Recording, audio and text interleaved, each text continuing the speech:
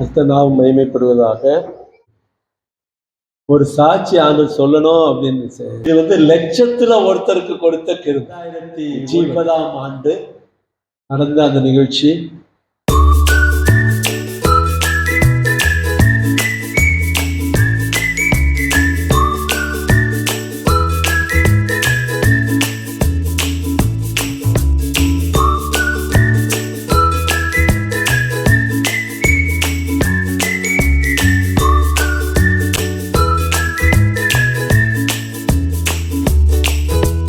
ரெண்டாயிரத்தி 2009ஆம் ஆண்டு நடந்த அந்த நிகழ்ச்சி கர்த்தர் ஜீவனை கொடுத்தது. அதை திரும்ப திரும்ப ஒருவேளை நான் வழி ஒரு ரேஸ் அதை மறந்து போற நேரத்தில் அந்த திரும்ப ஞாபகப்படுத்துறாரோன்னு சொல்லி நினைக்க தோணும். ஏன்னா அந்த அளவுக்கு இது லட்சத்துல ஒருத்தருக்கு கொடுத்த கிருபை, ஜீவன் லட்சத்துல ஒருத்தர் தான். நான் இது வரைக்கும் இன்ன வரைக்கும் அப்படி கேள்விப்படவும் இல்லை, யாருக்கும் தெரியவில்லை. அப்படின்னா சமீபத்துல கூட அந்த இன்சூரன்ஸ் பத்திலாம் பேச்சு வந்துட்டு இருந்த போது எனக்கு இன்சூரன்ஸே கிடைக்கல அப்படின்னு சொல்லும் போது அது என்ன அப்படின்னாங்க, இப்படி ஆகிப்போச்சு, அப்படியே ஆகுமா அப்படின்னு கேட்டாங்க. அந்த அளவுக்கு குடல் வாழ் என்பது வெடித்து இன்னைக்கு ஜீவனோடு கூட ஏறக்குறைய 17 ஆண்டுகள் ஆண்டவர் எந்த விதமான பாதிப்பும் இல்லாம, அதுக்குன்னு எந்த மாத்திரையும் சாப்பிடல, அதுக்குன்னு எந்த விதமான பயிற்சிகளும் செய்யல. ஆண்டவர் சுகம் கொடுத்தாருன்னா அன்னையிலிருந்து நான் என்ன சுகமாக்கி நடத்தி கொண்டே இருக்கிறார். அதுக்கான உறுதிப்படுத்தல அப்பப்ப என்ன செய்வாரு, எனக்கு காட்டி கொண்டே இருக்கிறார். இல்லையா? குடல் வாழ் ஆஸ்பத்திரியில சேர்க்கப்படுகிறோம், அது வெடிக்குது. 10 நாள் காய்ச்சலாக இருக்குது, வெளியே வர்றோம், திரும்பவும் போய் ஆஸ்பத்திரியில பார்க்குறோம், பேஸ்டா ஒட்டிட்டு இருக்குதுன்னு சொல்றாங்க. அதுக்கு ஊசி போடுறோம், ஊசியை போட்டு 40 நாட்கள் மொத்தம் 40 நாட்கள் ஆஸ்பத்திரியில இருக்கிறோம். எந்த நேரத்திலும் எப்பயும் என்ன செய்யப்படலாம், இந்த உள்ளுக்குள்ள அந்த சலம், அந்த விஷ கிருமியானது உங்க ரத்தத்தோட கூட போய் கலக்கலாம். அதனால அந்த 40 நாள் ஆஸ்பத்திரியில இருந்து 30 நாள் பிளஸ் அங்கிட்டு 10 நாள் எந்த எப்பயுமே கேரண்டி இல்லாத ஒரு ட்ரீட்மெண்ட் தான் போயிட்டு இருந்துச்சு. எந்த நேரம் நடக்கலாம். ஒவ்வொரு நாளும் அந்த கிருமியை எடுத்து பாம்பேக்கு அனுப்பி அதை டெஸ்ட் பண்ணி இதுக்கு இந்த மாத்திரை அப்படின்னு சொல்லி கொடுத்துக்கிட்டே வந்தாங்க. அவர் சொன்னார், டாக்டர் சொன்னாரு, மாரடோனாவே உங்க வயிற்றுக்குள்ள ஃபுட்பால் விளையாட விட்டுருக்கேன் அப்படின்னாரு. அதாவது ஃபுட்பால்ல பெரிய ஆள் மாரடோனான்னு சொல்லுவாங்க. அந்த மாரடோனா மாதிரி ஒரு மருந்தை அதுக்கு மேல ஆள் கிடையாது, அதுக்கு மேல மாத்திரை கிடையாது. இதுதான் லாஸ்ட் மாத்திரை, அதே உங்களுக்கு என்ன செய்யுது, கொடுத்துக்கிட்டு வர்றோம் அப்படின்னு சொல்லி சொன்னாங்க. ஆனாலும் கடைசி வரைக்கும் கேரண்டி சொல்ல முடியாது. எப்பனாலும் ரத்தத்தை கலந்துச்சுன்னா ஜீவனை கேரண்டி கொடுக்க முடியாது சொல்லி என்ன செஞ்சாங்க, போட்டுக்கிட்டே வந்தாங்க. 2000 ml இருந்தது, அப்படியே மன்னிக்கணும் 2 லிட்டர், ஆமா 2000 ml இருந்தது. 1000, 1500, 500, 300, 310, 305 அப்படியே ஒன்னொன்னா குறைஞ்சு கடைசியில 3 ml நின்றுச்சு. இல்லையா? அந்த 3 ml வரும்போது அந்த டாக்டர் திரும்ப சொல்றாரு, உங்க குடல் அழுகி போச்சு, உங்க பெருங்குடல் என்ன ஆயிடுச்சு, அழுகி போயிடுச்சு, அதை வெட்டி எடுக்கணும், மிச்சம் இருக்கிற பகுதியை சேர்த்து வைக்கணும் அப்படின்னு சொல்றாரு. அப்போ ஜபத்துக்கு வருகின்ற சகோதரிகள்ல ஒரு சகோதரி, எனக்கு இன்னும் அந்த சகோதரியுடைய பேர் ஞாபகம் வரல, முகம் ஞாபகம் வரல, ஏன்னா ஆண்டவரே சொன்ன மாதிரி இருந்துச்சு. அதனால ஆண்டவர் அந்த முகத்தை யாரும் காட்ட மாட்டேங்கிறாரு. அந்த சகோதரி சொன்னாங்க, உங்களுக்கு இன்னொரு தடவை கத்தி படாது பாஸ்டர், பிரதர் சொன்னான்னு நினைக்கிறேன், உங்களுக்கு இன்னொரு முறை உங்க சரீரத்துல கத்திப்படாது அப்படின்னாங்க. நாங்க அதை பிடிச்சிக்கிட்டோம், ஆண்டவர் சொல்லியிருக்காரு, அதனால எனக்கு கத்திப்படாது, ஆப்ரேஷன் தேவையில்லை அப்படின்னு சொல்லிட்டு இருந்தோம். அதே போல 2வது ஆப்ரேஷன் பண்ணணும்னு இந்த டாக்டர் நிக்கிறாரு, கேபாவடி டாக்டர் ஆப்ரேஷன் பண்ணணும்னு நிக்கிறாரு. அதே போல அப்பல்லோல இருந்து ஒரு டாக்டர் செக்கிங்க்கு வராரு, அவரும் ஆப்ரேஷன் பண்ணணுன்றாரு. நாங்க அதுக்கப்புறம் இன்னொரு வடமலையாள ஒரு டாக்டர் வர்றாரு, அவர் வேண்டான்றாரு. இப்ப என்ன நடக்குது அப்படின்னா, நாங்க வேணான்னு சொல்ற டாக்டர் நாங்க எடுத்துக்கலாம். வேணும்னு சொல்ற டாக்டர் அவர் எடுத்துக்கிறார். அப்போ இது ஓடிட்டு இருக்குது. அவர் அப்படிதான் சொல்லிருக்காரு, வேணாம் சொல்லியிருக்காருல, அவர் வேணும் சொல்லிட்டார்ல அப்படின்னு சொல்லி இப்படி ஓடிட்டு இருந்துச்சு. கடைசியா 2 பேருக்கும் ஒரு பொதுவா ஒரு முடிவு எடுப்போம். மீனாட்சி மிஷன்ல அர்த்தநாரின்னு ஒரு டாக்டர் இருக்காரு, அவர் தான் தமிழ்நாட்டுல நம்பர் 1.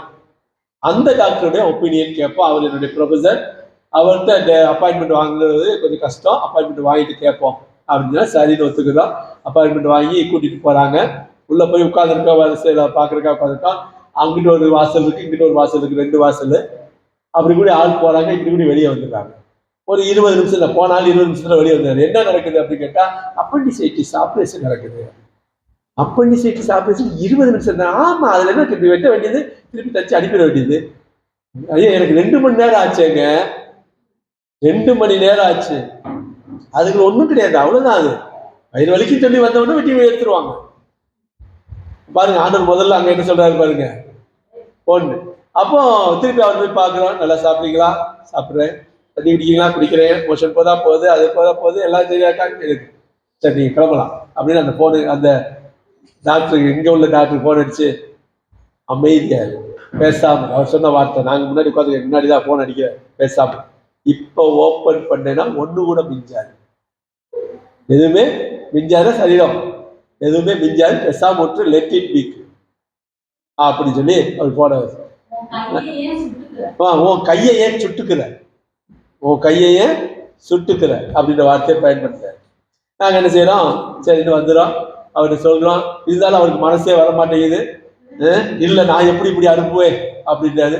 நாங்க போறோம், நீங்க அனுப்ப வேண்டாம், நாங்க போறோம் அப்படின்னு சொல்லிட்டு நாங்க வர்றோம். அப்பதான் அப்ப இதுக்கு ஆலயம் இல்லை, இது சோறு, இந்த 3 அடி சோறு இருந்துச்சு, மேல ஷெட்டு போட்டிருக்கோம். அப்போ அடுத்த வாரத்துல அந்த ஏப்ரல் மாசத்துல சிலுவை தியான கூட்டம் நடத்தணும் இந்த கிரவுண்ட்ல. அதுக்கு ரெடி ஆகிட்டு இருந்தோம். நல்ல சமாரியன் சார்பா சிலுவை தியான கூட்டம் 3 நாள் நடத்தணும் அப்படின்னு சுசி பிரபாகர் தாஸ் அப்படின்ற எவாஞ்சலிஸ்ட் அவர் வரதா இருந்துச்சு. நான் சோகம் இல்லாம இருக்கிறேன், நடத்துவோமா வேண்டாமான்னு யோசிக்கிறாங்க. கடைசியில் நடத்துறதுன்னு முடிவு பண்றாங்க.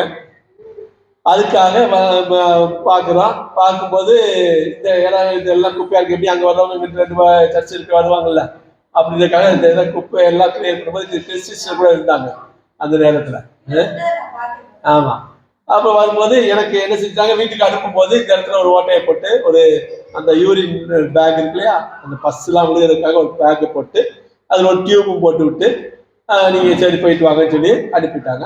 நானும் அதை அப்படியே கையை பையுமா, மெய்ப்பையும் கைப்பையுமா அப்படியே பிடிச்சிக்கிட்டு என்ன செய்யற அப்படியே வர்றான். இந்த கிழக்குள்ளதான் நின்று அந்த கீழே லெண்டுல குப்பையா கிடக்குது, அந்த ஓலை குப்பையா கிடந்துச்சு. ஆமா, வாசல் இந்த பக்கம் இருந்துச்சு. குனிஞ்சு அதை நான் என்ன செய்யறேன், தள்ளி விட, குனிஞ்சு குச்சி வச்சு தள்ளி விடும்போது, குச்சி எடுக்கும் போது நிமிரும் போது இந்த பைப்பினுடைய ஓர்ஸ் சுவர்ல பட்டு அதுல இது பண்ணி வெளியே வந்துச்சு, டியூப் வெளியே வந்துச்சு. வெளியே வந்தோன்னு பார்த்தேன், அப்படி வந்துருச்சு. என்ன செய்ய பார்த்தா ஒரு சொட்டு ரத்தம், ஒரு சின்னதா ரத்தம் வந்துச்சு. சரி, ரத்தம் இப்படி பிடிச்சிக்கிட்டு அப்படியே அந்த பஞ்சு மாதிரி வச்சுக்கிட்டு, ஏமா அங்க பாருமா வெளியே வந்துருச்சு அப்படின்னு சொல்லிட்டு உள்ள வெளியே போய் வீட்டில் போய் காட்டுறான். இருந்தாலும் என்ன செய்யற ஒரு பயம், என்ன எப்படி இது சரிதானா என்ன தெரியலையே அப்படின்றதுக்காக அடுத்த நாள் டாக்டர்கிட்ட போறான். அவன் இந்த டாக்டர்கிட்ட போறான்.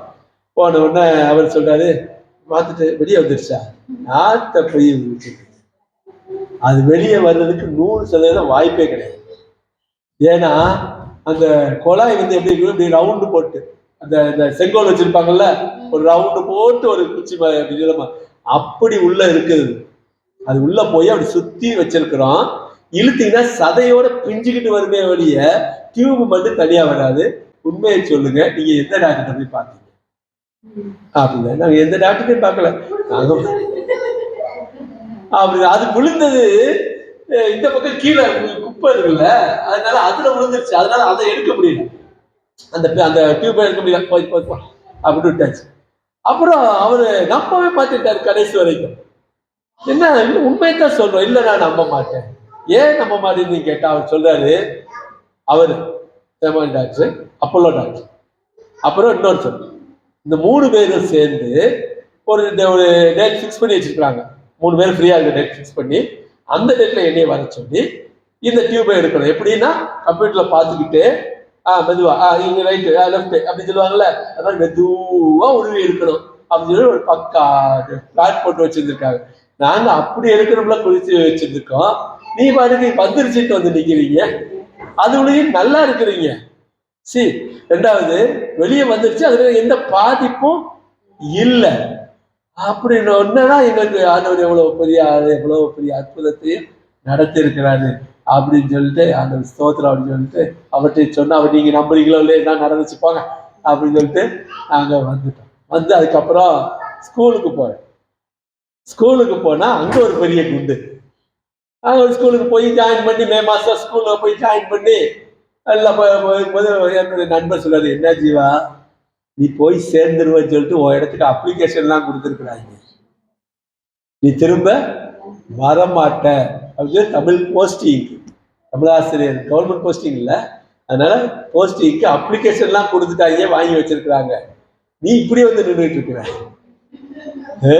அப்படின்னு அவங்க சொன்ன உடனே ஆஹா அடுத்து சொல்றாரு, எவ்வளவு இதுல இருந்து உன்னை கொண்டு வந்து கேட்பாங்க மே மாசம் இதுல. அப்புறம் ஜூன் மாசம் ஸ்கூலுக்கு போறேன். அப்போ இன்னொரு கொஞ்ச நாள் ஆனோன்னு இன்னொரு ஃப்ரெண்டு வந்து சொன்னான், உனக்கு இந்த மாதிரி வந்துச்சு இல்ல, இதே மாதிரிதான் என் மச்சினனுக்கு வந்துச்சு, அவனுக்கு இதே மாதிரிதான் இந்த மாதிரி அப்பண்டிசைட்டிஸ் உள்ள வெடிச்சிருச்சு அப்படின்னு சொல்லி சொன்னாங்க ஸ்கேன்ல.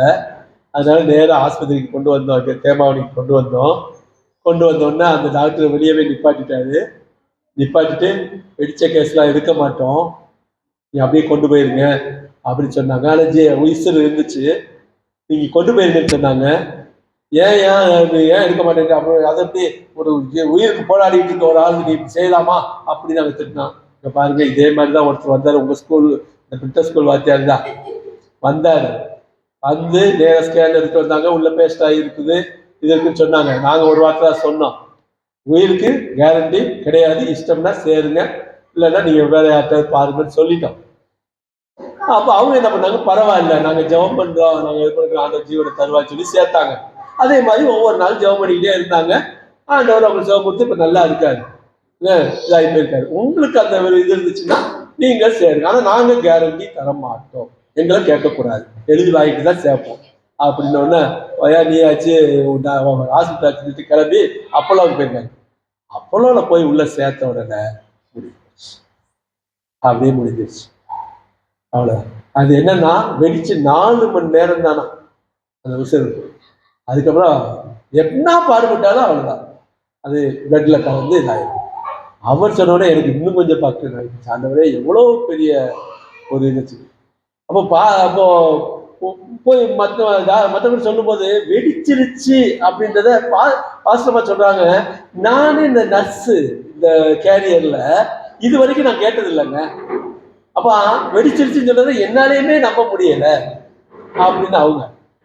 அந்த டாக்டரு வடமலையாள சேர்த்தப்ப அவருக்குமே நம்ப முடியல.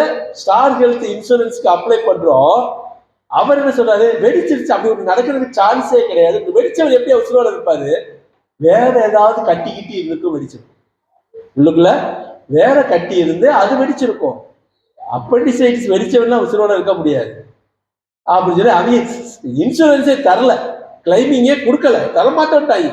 எனக்கு நீ பீஸை காட்டு, நான் எங்கேயா போய் காட்டுறது, உள்ள இருந்தாதானே காட்ட முடியும். சொல்லி பார்த்தாச்சு, டாக்டர் சொல்றாங்க, எல்லாரும் சொல்றாங்க, முடியாதுன்னு போயிட்டான். எவ்வளவு ஆண்டவர் காட்டுறாரு, காட்டி எவ்வளவு பெரிய ஒரு ஜீவனை உனக்கு நான் என்ன செஞ்சிருக்கேன், கொடுத்துருக்கிறேன் அப்படின்னு சொல்லி ஜூன் மாசம் என்ன பண்ண, உடனே 7வது மாசம் ஜூலை மாசம் என்ன பண்ண, நன்றி ஜப கூட்டம் வச்சிருவோம், சோதர கூட்டம் அப்படின்னு சொல்லி 7ஆம் தேதி 7/7 ஒரு ஜப கூட்டத்துக்கு ரெடி பண்ணா, ஐயா ஜோசப் பாலச்சந்திரன் ஐயா அவங்க வர்றாங்க. வந்து நன்றி சொல்லாமல் இருக்க முடியாது, அந்த பாட்டு அப்பதான் இன்ட்ரடியூஸ் பண்றாங்க, பாடி சொல்றாங்க. அந்த கூட்டம் நடக்குது, நிறைய பேர் பக்கத்தில் இருக்கவங்க எல்லாருமே வந்திருந்தாங்க. வந்து நன்றி சொல்லி முடிச்சுட்டு எல்லாரும் போட்டு நாங்கள் அங்கே இருக்க வெயிட் பண்ணிட்டு இருக்கணும். அப்போ ஒரு அம்மா வேகமா வந்தாங்க. அவங்க என்னம்மா அப்படி மீட்டிங் முடிஞ்ச பிறகு வரீங்க, உங்களை அப்போ முதலே வர சொல்லியிருந்தோம்ல, பாத்திமானா இருக்காருங்களா அப்படின்னு சொன்ன. இல்லைங்கய்யா, எங்க பக்கத்து வீட்டுல ஒரு பெண்ணுக்கு இந்த குடல் வாங்குல, அது வெடிச்சு போய் செத்து போச்சுங்கய்யா, நான் நன்றி ஸ்தோத்திர கூட்டம் வைக்கிறேன். பாருங்க, ஆண்டவர் அப்பப்ப உனக்கு எவ்வளவு பெரிய காரியங்கள் ஜீவனை கொடுத்துருக்குறேன் அப்படின்னு சொல்லிட்டே வர்றாரு. அப்போ அதனால வர முடியும், இப்பதான் தூக்கிட்டு போறாங்க, அவங்க அங்கிட்டு போறாங்க, நான் இங்கிட்டு வர்றேன் இல்லையா அப்படின்னு சொல்லிட்டு வர்றாங்க. அந்த அப்படியே ஓடுது. அப்படியே கொஞ்ச நேரம் ஆனோன்னா அடுத்த வருஷத்துக்கு ஒரு 6 மாசம் ஆகுது. 6 மாசம் ஆனோடனே அப்ப என்ன சொல்றாங்க, யாருக்கும் சுகம் இல்லைன்னு சொல்லிட்டு, எங்க வீட்டுல யாருக்கும் சுகம் இல்லைன்னு சொல்லிட்டு அங்க அதே ரேமான்ல போய் படுக்க வச்சுட்டு, நான் ஒரு கட்டில படுத்திருக்கேன், அங்க இருக்கேன். இந்த டாக்டர் வர்றாரு. யார் அப்படின்றாரு. நான் தான். நீங்களா? அவரு அப்படியே என்னால நம்பவே முடியலன்றாரு. ஏன்னா அப்படியால மாறிட்டேன். முதல்ல ஒரு எங்க ஜோயல் போடுற சட்டையை போட்டு இருந்தேன் ஆஸ்பத்திரியில் இருக்கும்போது. இப்ப அந்த சட்டை 32 சைஸை போட்டேன். இப்ப நான் 44, அப்ப சுகமாகி வந்ததுக்கு அப்புறம் 40க்கு போயிடுச்சு. அவரால் நம்ப முடியல. என்ன ஜீவாவா இப்படி? Very miracle, it's medical miracle அப்படின்னு அந்த இதுல வச்சே சொல்றாரு. இது இது வரைக்கும் இது என்ன செய்யக்கூடாது. ஹிஸ்டரி இது இன்னமும் பிரேமா சிஸ்டர் அவங்க இருக்கிறாங்க. அவங்க சொல்லுவாங்க, இவர் எப்படி வந்தாரு, 4 காலில உள்ள வந்தாரு அப்படிம்பாங்க. அப்படிப்பட்ட ஒரு ஜீவனை ஆண்டவர் கொடுத்ததை எனக்கு இன்னுமாக என்ன செய்யற ஆண்டவர் என்னை உறுதிப்படுத்தி கொண்டே இருக்கிறார். ஆயிடுச்சு. அப்படி போனோட ஒரு ஸ்கேன் எடுத்துனேன். எதுக்கும் ஒரு ஸ்கேனு எடுத்து உள்ள எப்படி இருக்கு என்ன இருக்குன்னு பாக்குறக்கா ஸ்கேன் எல்லாம் முடியாது. அதை சோர்ந்துதான் நிக்கிறோம். கடைசியில என்ன ஆகி போச்சு அப்படின்னா, இந்த பரீட்சைக்கு இன்விஜிலேஷன் போட்டாங்க. எனக்கு இந்த இன்விஜிலேஷன் போறதே பிடிக்காது. அதனால நான் என்ன பண்ணேன், எனக்கு குடல்வால் ஆப்ரேஷன் பண்ணியிருக்கு, எனக்கு என்னால முடியாது, என்னால நடக்க முடியாது, வர முடியாது, நிர்மலா ஸ்கூல்ல போட்டிருந்தாங்க. முடியாது அப்படின்னு சொன்னா அதெல்லாம் நம்புற மாதிரி இல்லை. எங்க வீட்டுல எங்க அம்மாக்கெல்லாம் சோமலதான், நாங்க வரல அப்படின்னு சொல்லி அந்த அம்மா பேசுவோம். அப்போ நம்ம ஸ்கேன் எடுத்துட்டு போய் அதை காட்டுனா, இந்த ஆப்ரேஷன் பண்ணிச்சுல அப்படின்னு சொல்லி காட்டினால அப்படின்னு சொல்லிட்டு பக்கத்துல அழுத்து, அந்த பக்கத்துல ஒரு மணிமுருகா அது ஒரு ஆஸ்பத்திரி, அந்த அங்க போய் அந்த டாக்டரை போய் பார்க்கணும். பார்த்து இந்த மாதிரிலாம் நடந்துச்சுன்னா நம்ம கதை சொல்ற மாதிரி கேட்காரு. என்ன வெடிச்சிச்சுன்றீங்க, உசுரோட உட்காந்துருக்காருன்றீங்க, என்னங்க அவரால நம்ப முடியல. நீங்க எதுக்கு ஒரு ஸ்கேன் எடுத்துட்டு வாங்க, நீங்க எதுக்கு ஒரு ஸ்கேன் எடுத்துட்டு வாங்க அப்படின்னு சொல்லி அவர் எடுத்துட்டார். சரி ஸ்கேன் எடுத்துக்காட்டு நல்லதான் அப்படின்னு நாமளும் போய் ஸ்கேன் எடுத்தா வந்து காட்டுனா ஸ்கேனை பார்த்துனாரு. நான் சொன்னேன் இல்ல, என்ன உங்களுக்கு குடல் வாழை இல்லைங்க, அப்படி ஒரு வியாதி வந்ததாகவும் அது வெடிச்சதாகவும் அதுக்கு நீங்க ஆபரேஷன் பண்ணி பார்த்ததாகவும் எந்த ஹிஸ்டரியும் அதுல இல்லை. புரியுதுங்களா? இல்லையா? ஆக 6 மாசம் கழிச்சு பார்க்கும்போது ஆண்டவர் அதுக்கான தடயமே இல்லை, அப்படி ஒரு வந்ததுக்கான இதே இல்லை அப்படின்னு சொல்லி அடுத்த அன்னையிலிருந்து இன்றைக்கு வரைக்கும் ஆண்டவர் செய்றாரு, நடத்தி கொண்டு இருக்காரு. அதனால நான் லட்சத்துல ஒருத்தன் அப்படின்ற ஒரு ஆசீர்வாதத்தை ஆரம்பிச்சேன். அப்ப முடிவு பண்ணா இந்த ஸ்கூல் வேலையா ஆண்டவரே எனக்கு வேற எதுவும் கொடுக்கறதுக்கு இல்லை, பணம் கிடையாது, ஒன்றும் கிடையாது, வேலையை நான் உங்களுக்கு கொடுத்துறேன், முழு நேரம் ஊழியத்துக்கு வந்துடுறேன் அப்படின்னு ஒப்பு கொடுத்தேன். போய் நேரம் ஹெட்மாஸ்டர்கிட்ட போய் இந்த மாதிரி நான் வேலையை கொடுத்துட்டு நான் ஊழியத்துக்கு போகிறேன். எத்தனை வருஷம் ஆகுது? 15 வருஷம் ஆகுது. அப்போ நீ தாராளமா நீ விஆர்எஸ் வாங்க முடியாது, ஏன்னா ரிசைன் பண்ணிட்டு போகணும். ரெண்டுக்கு என்ன வித்தியாசம்னு கேட்டேன். ரிசைன் பண்ணினா உனக்கு ஒரு பைசா கையில கொடுக்க மாட்டேன், நீ வாங்கினதெல்லாம் கட்டிட்டு போகணும். நீ விஆர்எஸ்னாக்கும் அவங்க ஏதாவது கவர்மெண்ட் பார்த்து கொடுப்பாங்க அப்படின்னு. எனக்கு பயங்கரமான என்ன சரி இப்போ விஆர்எஸ்ஸா கொடுக்குறதா அல்லது ரிசைன் பண்ணிட்டு வர்றதாங்க. அப்போ பாஸ்டர் போய் சந்திச்சோம். ஜோசப் பாஸ்டர் சொன்னா நீங்க ஒரு விஆர்எஸ்ஸே கொடுத்துட்டு வாங்க, அதுக்குள்ள அவசரப்பட வேணாம் அப்படின்னு திருப்பி 5 வருஷம் கண்டினியூ பண்ணி 20 வருஷம் ஆச்சு. ஜூன் 3ஆம் தேதி ஸ்கூல் ஓப்பனு, 4ஆம் தேதி கொண்டு போய் நான் விஆர்எஸ் ஏற்றுக்கிறேன். ஏன்னா 3 வருஷம் ஆகணும்னா எனக்கு 20 வருஷம் முடிஞ்சிடும். ஆண்டோட கிருபையில வெளியே வர்றேன். கிட்டத்தட்ட நவம்பர் 13ஆம் தேதியில இருந்து ஜூன் 6, 7ஆம் தேதி வரைக்கும் ஒரு பைசா அரசு பணம், ₹1 வருமானம் கிடையாது. அந்த நாள் பூரா ஆண்டவர் தான் பாதுகாத்தாரு.